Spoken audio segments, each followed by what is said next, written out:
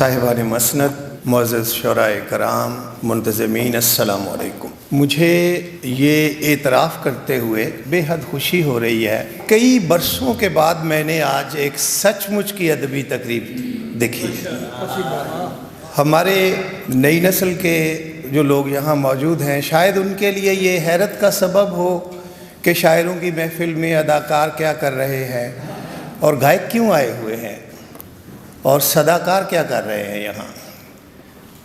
سچ یہ ہے کہ یہی ماضی کی وہ روایت ہے جو ہم تک پہنچی تھی، لیکن اسے ہم آگے نہیں بڑھا سکے۔ اسے ہم آگے نہیں بڑھا سکے۔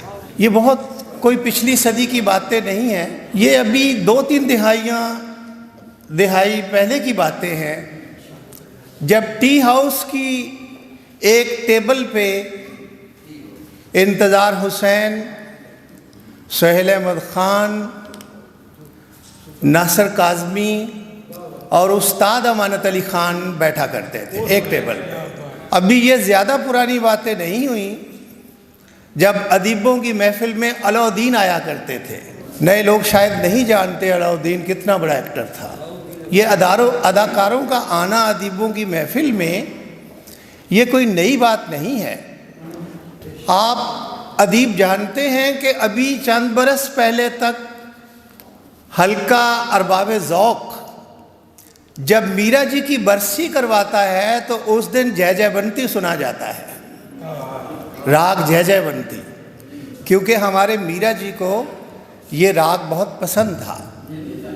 تو آج اگر فلم برباد ہو گئی ہے، آج اگر موسیقی کے سننے والے کم ہو گئے ہیں، تو یقین مانیے اس کا ایک وجہ یہ بھی ہے کہ اس طرح کی محفلیں جو ہیں وہ رخصت ہو گئی ہیں۔ جب شاعروں کی محفل میں اداکار آتے تھے، ہمارے درمیان آپ کو معلوم ہے صادقین ایسا ہمارا مصور ہے کہ جس کی تصویروں کے بغیر یورپ کی کوئی آرٹ گیلری مکمل نہیں ہوتی۔ اور آپ بتائیے وہ ادیبوں کی کون سی محفل ہے کمل صاحب جس میں صادقین نہیں ہوتا تھا؟ ہمارے زمانے تک موجد صاحب بڑا ریگولرلی ہر محفل میں آیا کرتے تھے، اور یہ شاید آپ کو مبالغہ لگے کہ غلام علی اور مہدی حسن کے ساتھ جس تیسرے غزل گانے والے نے نام کیا وہ پرویز مہدی تھے، اور ہماری ادیبوں کی کوئی محفل ایسی نہیں تھی جس میں شام کو پرویز مہدی نہیں آتے تھے۔ ہم جہاں بیٹھے ہوتے تھے وہ ڈھونڈتے پھرتے تھے کہ کدھر ہیں بھی ہمارے دوست۔ ہم جس ہوٹل میں جس ریسٹورنٹ میں ہوتے تھے پرویز ہمیں ڈھونڈتے ہوئے آ جاتے تھے۔ تو یہ محفلیں اصل یہ فنون لطیفہ کی محفلیں ہیں جنہیں ہم نے ادبی محفلیں کہہ کے باقی لوگوں پہ دروازے بند کر دیے۔ شکریہ تسنیم کہ آپ نے یہ دروازے کھول دیے ہیں۔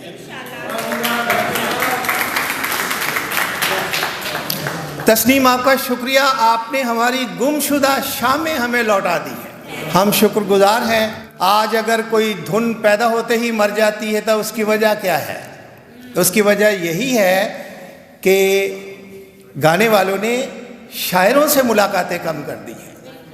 اگر فلم آتی ہے اور وہ کدھر گئی گولڈن جوبلیاں فلموں کی اور سلور جوبلیاں، اگر فلمیں پیدا ہوتے ہی مر جاتی ہیں تو اس کی وجہ یہی ہے کہ الطاف باجوہ گانے لکھے گا تو یہی حال ہوگا نا کہ ہم اپنی بیٹیوں اور بہنوں کے ساتھ بیٹھ کے سن نہیں سکیں گے ان گانوں کو۔ تو انہیں آنا جانا چاہیے، تمام جو فنون لطیفہ ہیں انہیں ایک دوسرے کے قریب آنا چاہیے تاکہ آپ ہنرمندوں کے ٹیلنٹ سے فائدہ اٹھا سکیں، کہ ہر علم کا ایک دائرہ ہے اور وہ اپنے دائرے میں قید ہوتا ہے۔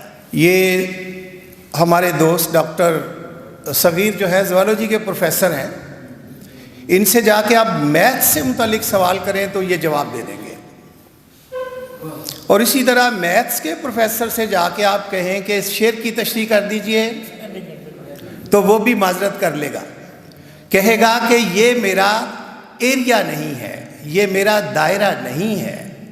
کوئی شخص اپنے دائرے سے باہر نہیں نکلتا، ہر علم کا ایک دائرہ ہے۔ خواتین و حضرات، لٹریچر ایسا دائرہ ہے، ایسا علم ہے جس کے پاس ایک لائسنس ہوتا ہے، وہ جہاں سے جی چاہے کسی دائرے کو توڑ کے اس کے اندر داخل ہو جاتا ہے اور جہاں سے جی چاہے باہر نکل جاتا ہے. جب تک فنون لطیفہ کے پیچھے لٹریچر کی دیوار کھڑی نہیں ہوگی فنون لطیفہ اسی طرح مرتے رہیں گے. اور ان سارے فنون کے آپس میں بڑے گہرے رشتے ہیں. یہ اکٹھے ایوالو ہوئے ہیں, اکٹھے شروع ہوئے ہیں. یہی وجہ ہے کہ ان کی موت بھی اکٹھی ہو رہی ہے. آج دیکھیے اگر پہلوانی مر رہی ہے تو موسیقی بھی مر رہی ہے. حیرت کی بات ہے, میں نے موسیقی پہ کافی 10-12 آرٹیکل لکھے ہیں کہ میں نے دیکھا اور حیران رہ گیا کہ جو 365 دو ہیں پہلوانی میں, جو ان دو کے نام ہیں ان میں سے درجن کے قریب وہی نام جو ہیں وہ موسیقی میں کلاسیکل تانوں کے ہیں.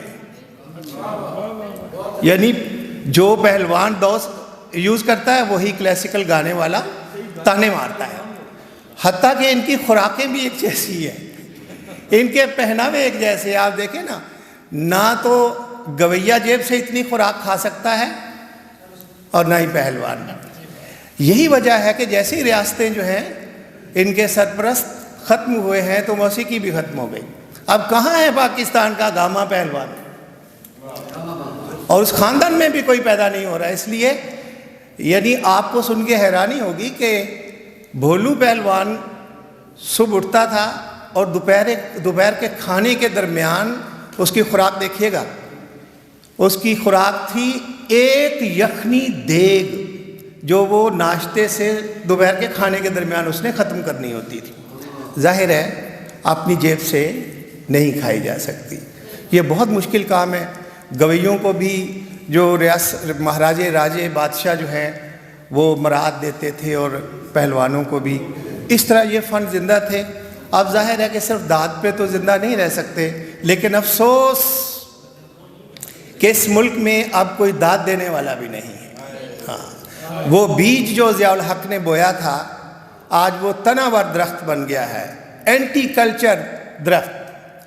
اور ہم سب جب تک آگے نہیں بڑھیں گے, ہم پھر سے فنون کی خدمت نہیں کریں گے, ان پہ توجہ نہیں دیں گے اور ان جیسے فنکاروں کو بلائیں گے نہیں محفلوں میں, اور ہمارے درمیان نسیم جیسے لوگ نہیں, تسنیم جیسے لوگ نہیں ہوں گے, تو ہمارا آرٹ اسی طرح مرتا رہے گا. بہت ہی مجھے اچھا لگا جوجی خان جی آپ کا آنا. آپ کی جو مرکیاں, آپ کی جو سرتیاں, آپ کے جو بہلاوے, آپ کی تانے ابھی تک گونج رہی ہیں اس ہال میں. مجھے لگتا ہے اگلی محفل تک ہونے تک گونجتی رہیں گی. Thank you so much.